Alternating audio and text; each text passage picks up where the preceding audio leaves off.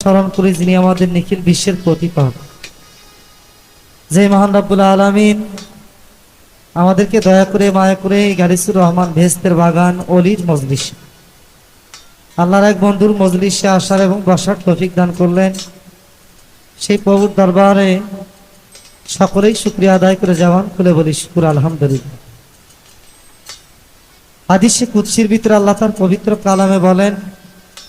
লাউলা কালাম্মা খালাকতা আফলাক উলাম্মা জাহারুত রুবুবিয়াত। এই রুবুবিয়াতে তথা বিশ্ব জাহানে আমার মালিক এখনো বালুর সৃজন করতেন না যদি না সরায় কায়না হযরত আহমদ মুস্তাফা মুহাম্মদ মুস্তাফা সাল্লাল্লাহু আলাইহি সাল্লামকে কি জন্য নবীজি রওজা পাকে দরুদ ও সালাম শ্রদ্ধা ভক্তি জ্ঞাপন করে তৎসঙ্গে হযরত মাওলানা আলী আলাইহিস সালাতু ওয়াস সালাম, হযরত মা ফাতেমাতুজ জোহরা সালামাল্লাহু আলাইহিস সালাতু ওয়াস সালাম, হযরত ইমাম হাসান ইমাম হুসাইন আলাইহিস সালাতু ওয়াস সালাম